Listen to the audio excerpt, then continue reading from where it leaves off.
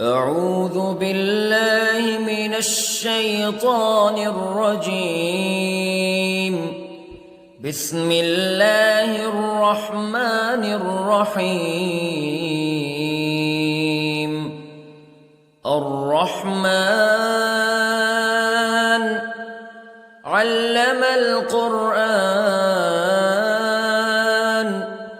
خلق الإنسان علمه البيان. الشمس والقمر بحسبان والنجم والشجر يسجدان والسماء رفعها ووضع الميزان ألا تطغوا في الميزان وأقيموا الوزن بالقسط ولا تخسروا الميزان. والأرض وضعها للأنام فيها فاكهة والنخل ذات الأكمام والحب ذو العصف والريحان فبأي آلاء ربكما تكذبان. خلق الإنسان من صلصال كالفخار وخلق الجان من مارج من نار فبأي آلاء ربكما تكذبان. رب المشرقين ورب المغربين فبأي آلاء ربكما تكذبان. مرج البحرين يلتقيان بينهما برزخ لا يبغيان فبأي آلاء ربكما تكذبان. يخرج منهما اللؤلؤ والمرجان فبأي آلاء ربكما تكذبان. وله الجوار المنشآت في البحر كالأعلام فبأي آلاء ربكما تكذبان. كل من عليها فان ويبقى وجه ربك ذو الجلال والإكرام فبأي آلاء ربكما تكذبان.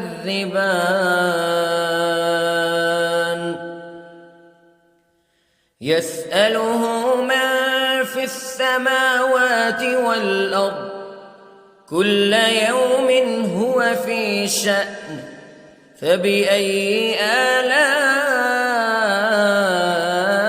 ربكما تكذبان. سنفرغ لكم أيها الثقلان فبأي آلاء ربكما تكذبان.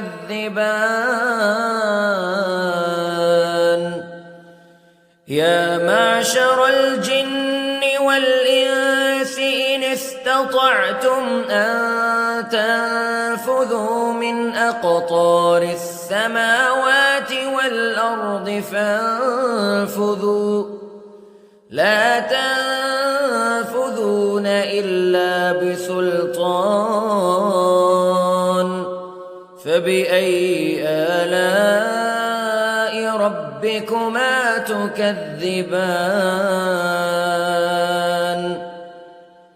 يرسل عليكما شواظ من نار ونحاس فلا تنتصران فبأي آلاء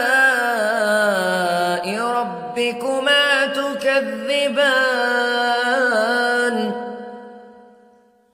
فإذا انشقت السماء فكانت وردة كالدهان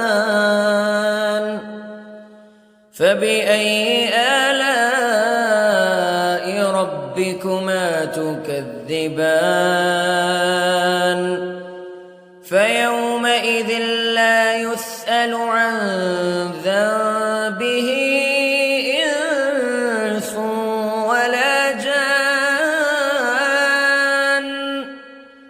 فبأي آلاء ربكما تكذبان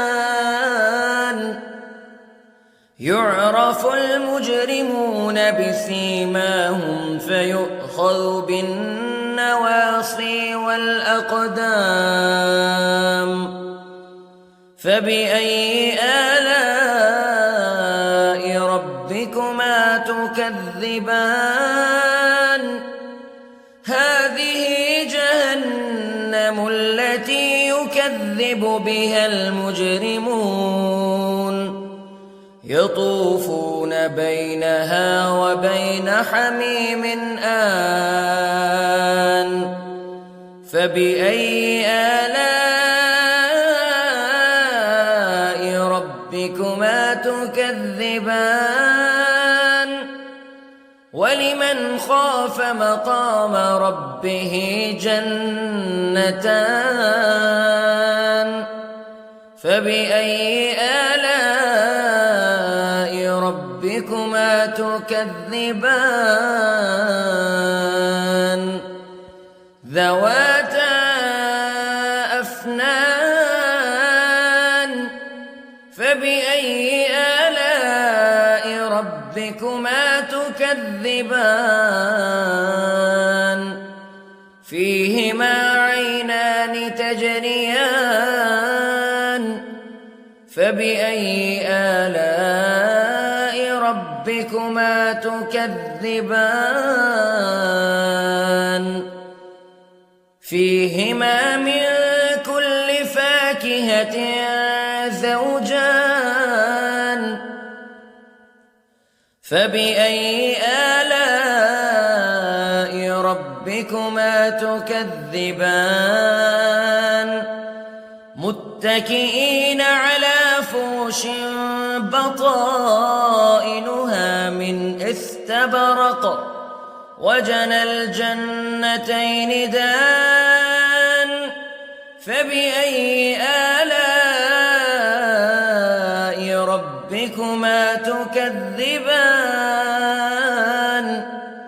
فيهن قاصرات الطرف لم يطمثهن إنس قبلهم ولا جان فبأي آلاء ربكما تكذبان كأنهن الياقوت والمرجان فبأي آلاء ربكما تكذبان هل جزاء الإحسان إلا الإحسان فبأي آلاء ربكما تكذبان ومن دونهما جنتان فبأي آلاء ربكما تكذبان مدهامتان فبأي آلاء ربكما تكذبان فيهما عينان نضاختان فبأي آلاء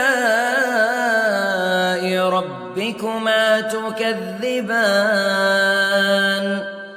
فيهما فاكهة ونخل ورمان فبأي آلاء